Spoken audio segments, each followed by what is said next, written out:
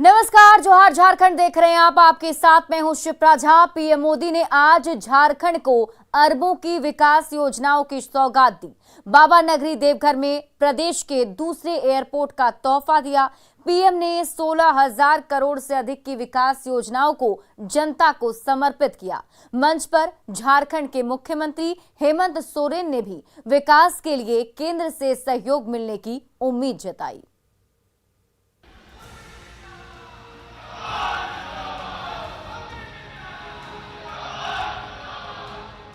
झारखंड दौरे पर आए प्रधानमंत्री नरेंद्र मोदी ने प्रदेश को बड़ी सौगात दी है।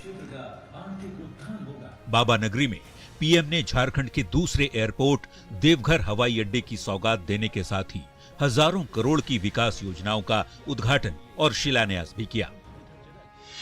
प्रधानमंत्री मोदी ने प्रदेश की 16,835 करोड़ की योजनाओं का उद्घाटन और शिलान्यास किया है। इसमें 6,565 करोड़ की योजनाओं का शिलान्यास, 10,270 करोड़ की योजनाओं का उद्घाटन शामिल है। इसमें 401.03 करोड़ की लागत से बना देवघर एयरपोर्ट और 1,103 करोड़ की लागत से बने देवघर एम्स भी शामिल है। ऐसी योजनाओं से झारखंड में विकास की बयार बहेगी, इसकी उम्मीद खुद प्रधानमंत्री नरेंद्र मोदी ने जताई है। झारखंड के विकास को गति देने का सौभाग्य मिला है। बाबा बैद्यनाथ के आशीर्वाद से आज 16,000 करोड़ रुपए से अधिक के प्रोजेक्ट्स का लोकार्पण और शिलान्यास हुआ है। देवघर एयरपोर्ट के चालू होने से जहां झारखंड के लोगों का जीवन और आसान होगा, इससे आस्था के साथ ही पर्यटन के विकास को भी जोर मिलेगी।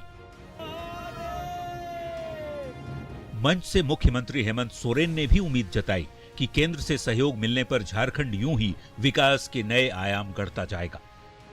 तो मैं इस मंच से वादा करता हूं कि अगले 5 से 7 सालों में केंद्र सरकार का सहयोग रहा और जनता का सहयोग रहा तो ये राज्य देश के अग्रणी राज्य में गिना जाएगा। देवघर एयरपोर्ट पर मंगलवार को पहली बार कोलकाता से उड़ी फ्लाइट ने लैंड किया। इस विमान पर खुद केंद्रीय नागरिक उड्डयन मंत्री ज्योतिरादित्य सिंधिया मौजूद थे। इसके साथ ही अरसे से संथाल में एयरपोर्ट की शुरुआत की आस लगाए लोगों का सपना भी साकार हो गया। जाहिर तौर पर देवघर में प्रदेश के दूसरे एयरपोर्ट की शुरुआत के साथ ही अरबों की विकास योजनाओं की शुरुआत होने से झारखंड विकसित राज्यों की श्रेणी में अब आगे ही बढ़ता जाएगा। न्यूज 18 के लिए देवघर से मनीष दुबे और संजय सिन्हा के साथ दिवाकर तिवारी की रिपोर्ट। पीएम मोदी ने आज बाबा वैद्यनाथ धाम में पूजा अर्चना कर इतिहास रच दिया। बाबा धाम में पूजा करने वाले नरेंद्र मोदी देश के पहले पीएम बन गए हैं। झारखंड को 16,000 करोड़ से ज्यादा की योजनाओं की सौगात देने के बाद पीएम मोदी ने वैद्यनाथ मंदिर में शंखनाद के बीच विधि विधान से पूजा अर्चना की, जो देखते ही बन रही थी। मंदिर में पूजा कर पीएम मोदी जब गर्भगृह से बाहर आए तो हर हर महादेव के नारे से पूरा वातावरण शिवमय हो गया।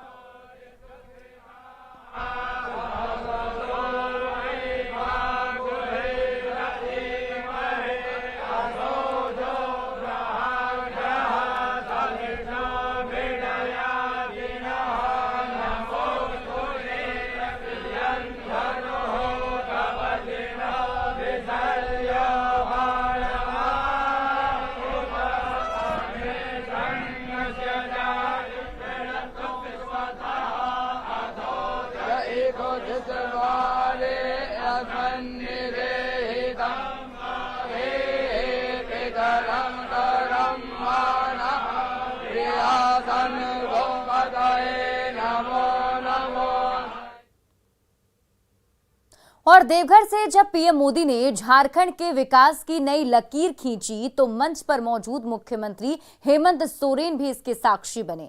हेमंत सोरेन ने अपने संबोधन में इस पल को ऐतिहासिक बताया। झारखंड के विकास को आगे बढ़ाने में सहयोग के लिए पीएम मोदी का आभार जताया। आज सिर्फ देवघर ही नहीं बल्कि झारखंड के लिए ऐतिहासिक दिन है और ऐतिहासिक दिन इसलिए है कि जो हम सपने देखते हैं,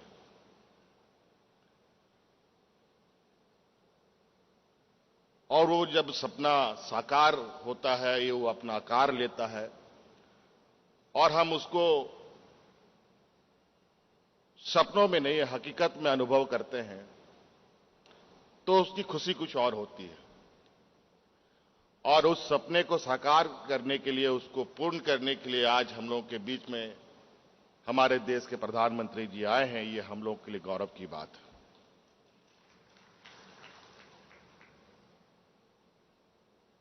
आज देवघर एयरपोर्ट का उद्घाटन हो रहा है विधिवत रूप से, और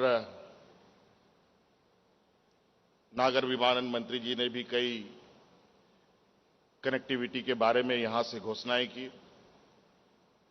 उम्मीद ही नहीं, पूरा भरोसा है कि वो कनेक्टिविटी जल्द शुरू होगी। और निश्चित रूप से किसी भी राज्य का विकास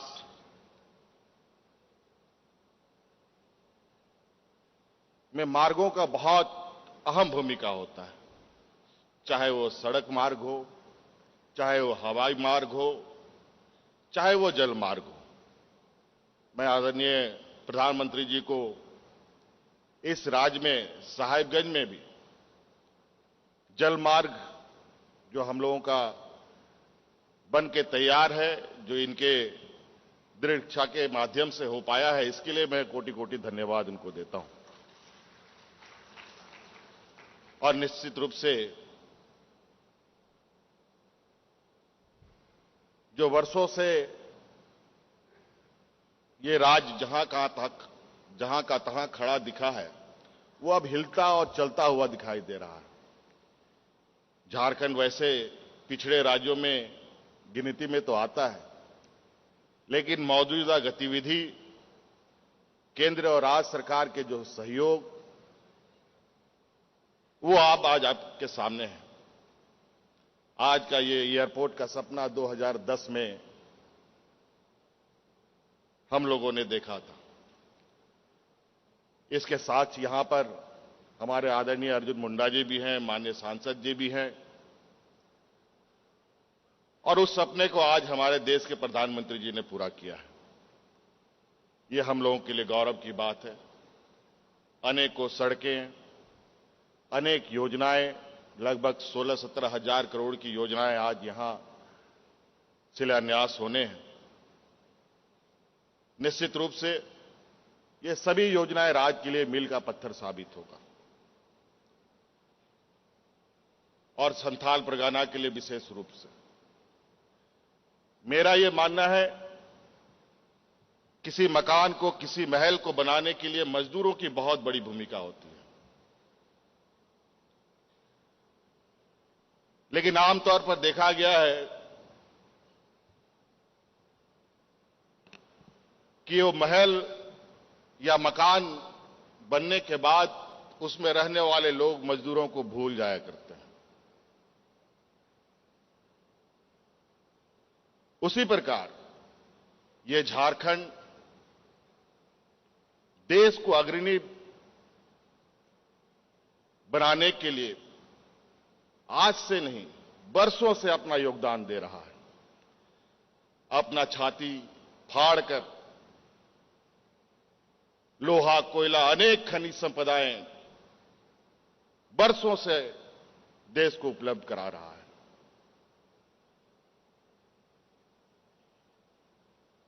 और आज बारी है, और हमें उम्मीद है,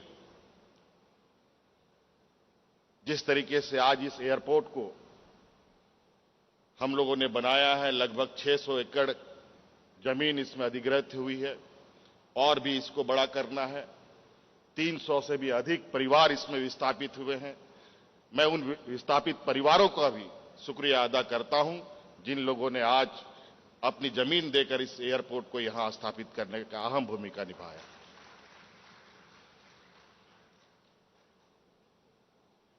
और मैं विशेष नहीं कहूंगा, राज्य सरकार हमेशा से देश को आगे बढ़ने में अपना योगदान निभाया है और निश्चित रूप से केंद्र सरकार का सहयोग रहेगा।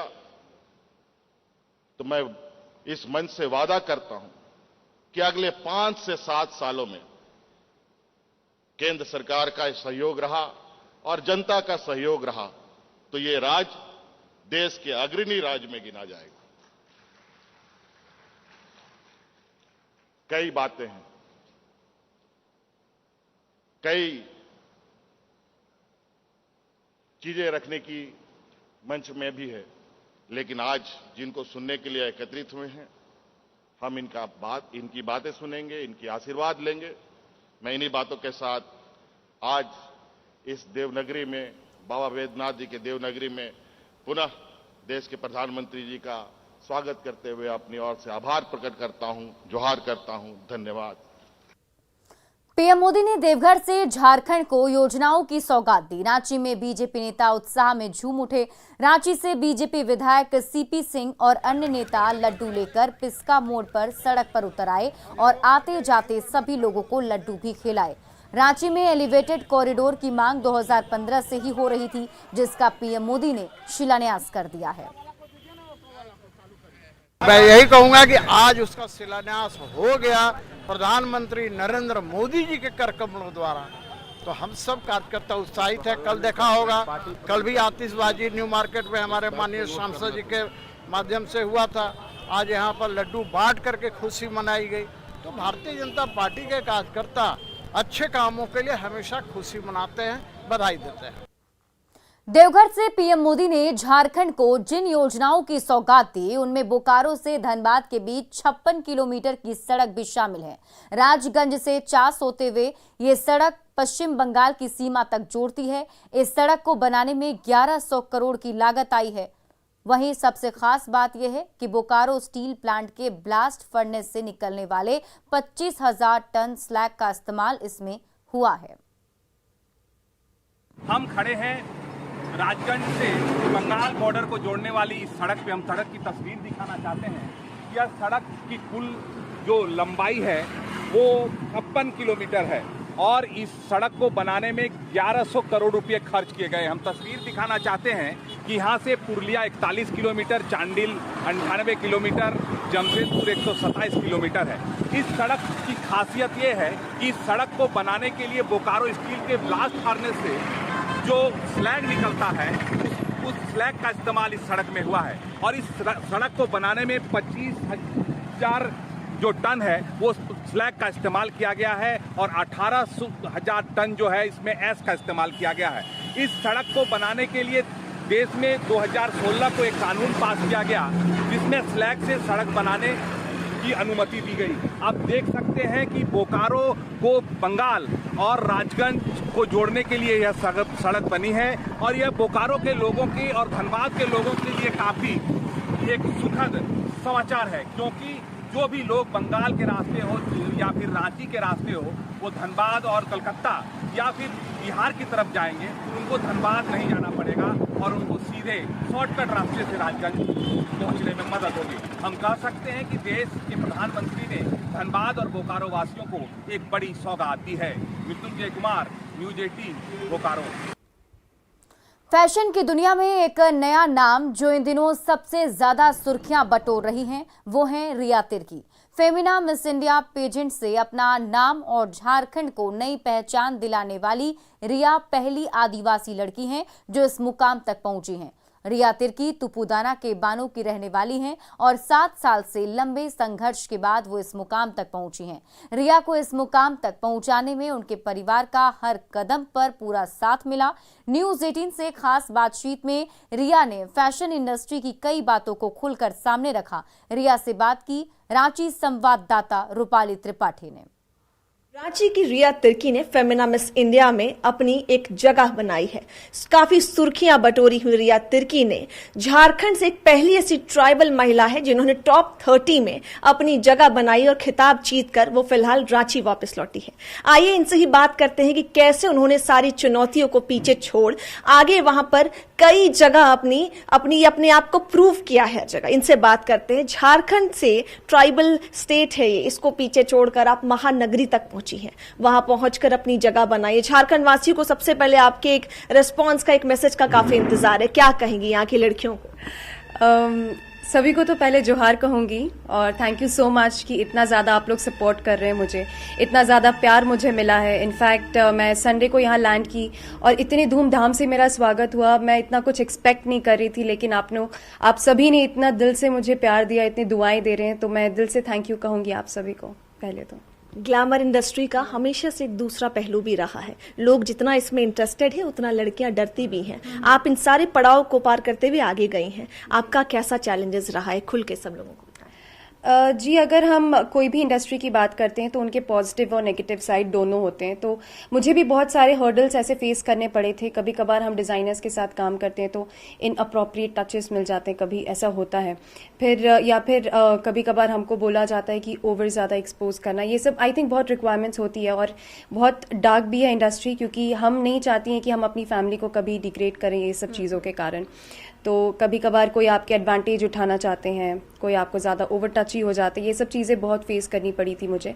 लेकिन कहीं ना कहीं मैं स्ट्रांग थी और ये सब चीज़ों को मैंने प्रैक्टिकल लेवल में सब चीज़ों को हैंडल किया। महानगरी मुंबई और दिल्ली की बात करूं तो अभी कई लोग हैं जो झारखंड को थोड़ा भेदभाव से देखते हैं और आप खास तौर पे झारखंड से हैं, तो बाहर आपका कैसा अनुभव है? कहीं भी कभी भी ऐसा भेदभाव देखने को मिला है?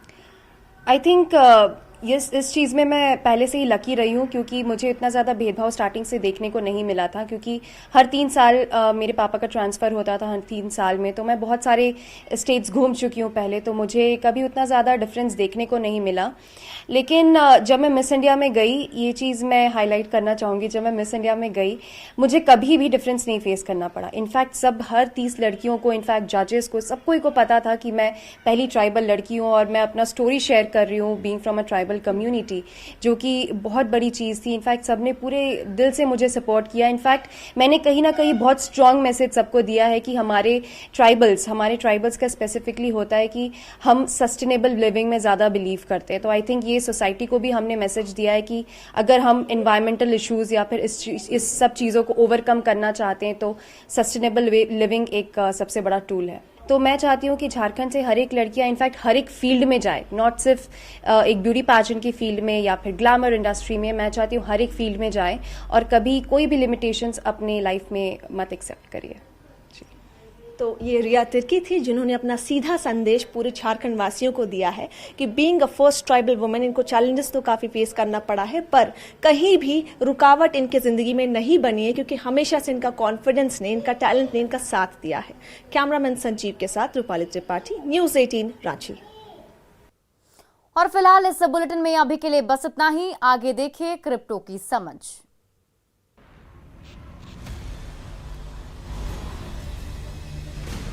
Z and news 18 network present crypto की समझ। क्रिप्टो की समझ में आज बात वर्चुअल डिजिटल एसेट्स पर लगने वाले 1% टीडीएस की।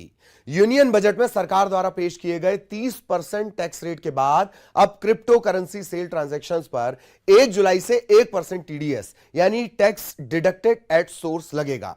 टीडीएस 10,000 रुपए से ज्यादा की सभी वर्चुअल डिजिटल एसेट्स पर लागू होगा। इनकम टैक्स एक्ट के मुताबिक वर्चुअल डिजिटल एसेट्स यानी कोई भी जानकारी, कोड, नंबर या टोकन जो फिएट करेंसी नहीं है, एनएफटी और दूसरे इसी नेचर के टोकन भी इसी में शामिल हैं। सीबीडीटी के हिसाब से टीडीएस विथहोल्ड करने के लिए क्रिप्टो बायर, क्रिप्टो एक्सचेंज और ब्रोकर्स को जिम्मेदार ठहराया जाएगा। अब जानते हैं टीडीएस का उद्देश्य है क्या। वीडीएस से संबंधित सभी ट्रांजैक्शंस की डिटेल के लिए वर्चुअल डिजिटल एसेट्स के सेल पर पेमेंट में से 1% टीडीएस डिडक्ट किया जाएगा। एग्जाम्पल के तौर पर अगर आप 1 लाख रुपए का वीडियो खरीदते हैं तो 1 लाख का 1% यानी 1,000 रुपए काटा जाएगा और 99,000 रुपए वीडियो के सेलर को ट्रांसफर किए जाएंगे। इसका मतलब सेल वैल्यू से टीडीएस काट लिया जाएगा और फिर सेलर को ट्रांसफर कर दिया जाएगा। आज के लिए इतना ही। Goodbye and take care.